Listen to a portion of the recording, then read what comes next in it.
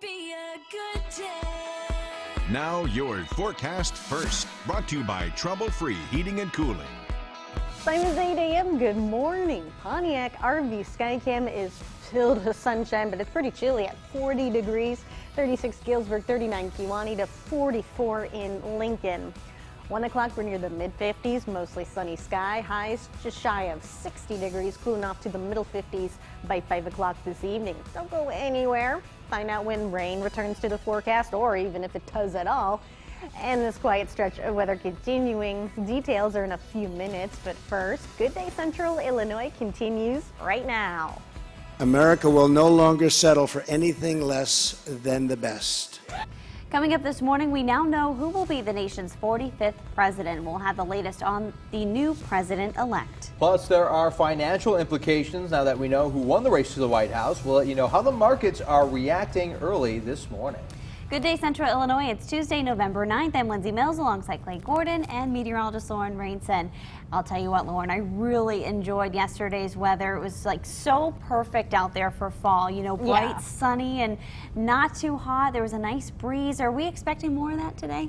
Pretty much carbon copy of yesterday, only difference is a degree or two cooler by the afternoon. I know what the temperatures right now, we're in the upper 30s. Kind of hard to believe we're going to be feeling more tolerable outside later on today with the continued sunshine and a light variable breeze later on today. That'll help out the temperatures just a bit, so I'll have more in the full forecast in just a little bit. All right, Lauren, thanks. Let's take a look at our rundown this morning. Coming up, we're going to run down some of the local and state races here in Illinois, as well as cover the national election for president. Plus, there were some tax measures on the ballot. We'll let you know which ones passed and if any failed. And we'll take a break from the election, sort of. Marty Wambacher is joining us from the Meanwhile Back in Peoria blog. One local restaurant created a sandwich, one named the Donald and the other named the Hillary. Marty's going to tell us which one was voted into office and see if it matched the real election. That's coming up. But first, we are your local election headquarters. Following the big race for president last night, Donald Trump will be the next president of the United States. Most of the polls showed Clinton as the runaway favorite, but instead a stunning victory as Trump defeated Democrat Hillary Clinton, riding a wave of momentum, which also renewed Republican control of Congress. Fox's Doug Luzader is outside of Trump Tower with more on the election victory. You've got to imagine the champagne corks were popping here at Trump Tower last night, where Trump and his team engineered this amazing come-from-behind win, defying the polls before ultimately proclaiming victory. Sorry to keep you waiting. Complicated business. Complicated business is right. Trump and the rest of America had to wait until some of the final results began to trickle in, showing what his supporters had predicted all along, an upset. And the often fiery candidate tried to strike a gracious note as president-elect. For those who have chosen not to support me in the past, of which there were a few people, I'm reaching out to you for your guidance and your help so that we can work together and unify our great country. Trump said he had just received a concession call from Hillary Clinton, but there had been some question about whether the Clinton campaign would accept the results. Listen to me. Everybody should head home. You should get some sleep. We'll have more to say tomorrow. The Clinton campaign chairman, John Podesta, had tried to send supporters home in what was supposed to have been a celebration in New York, complete with a glass ceiling and at one point planned fireworks.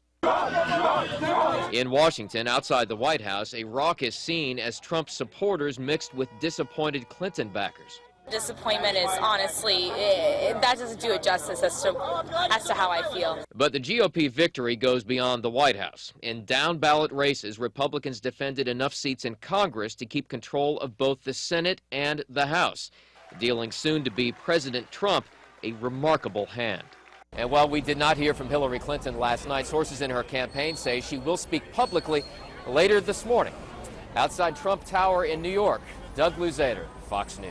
And when it became clear that Donald Trump was going to win the election, global stock markets began to drop. We've heard it from our own analysts in past here on Good Day that Trump's economic policies are a bit of a wild card, and the markets hate uncertainty, which may be causing the reaction this morning. Stock futures began tumbling around 8 last night when Democrat Hillary Clinton began losing crucial states like Florida and Ohio. Down south, Mexico's currency has tanked against the U.S. dollar thanks to some of Trump's rhetoric, according to experts. Markets in Japan and Australia closed down more than 2% this morning. The markets here in the U.S. are expected to drop when they open in about 25 minutes. Another interesting note from the presidential election. Last night, the Canadian government's immigration website crashed, and experts believe the U.S. election played a major role. Business Insider reports the site went down around 9:30 Eastern Time, giving this message. Access has been spotty since. Online searches regarding moving to Canada and becoming a Canadian citizen grew in recent months, particularly after Donald Trump won the Republican presidential nomination. All right, we want to check in on some of the races for you now. In the race for the state comptroller, incumbent Republican Leslie Munger is going up against Democrat Susana Mendoza. Munger and Mendoza have been using attack ads to go after each other, but Susana Mendoza will emerge victorious as the comptroller-elect. Claire Ball and Tim Curtin each received about 3% of the vote as well. One of the biggest races in our state, the race for the junior senator from Illinois. It was an important race that would help decide where the balance of power in the upper house of Congress would be after the election. Democratic Congresswoman Tammy Duckworth is the projected winner in her race for Senate against incumbent Republican Mark Kirk. She's got about 54% of the vote, but the seat will not affect the balance of power. Republicans still have 51 seats and Democrats have 47 seats. There are still races too close to call in New Hampshire and Louisiana, so we won't know the final balance of power until later. I want to thank everyone who has made those telephone calls and knocked on doors and made a contribution in this campaign. You have been absolutely excellent. And to my friends and my family and staff, you mean the whole world to me. And let's celebrate living in the best country in the world. So thank you. I'm so proud of this campaign and so excited to get to work. Thank you to all of our great volunteers and supporters, the people who knocked on doors and made phone calls and sent in contributions, $5 and $10 at a time. This was a truly grassroots effort, and our victory would not have been possible without each and every one of you.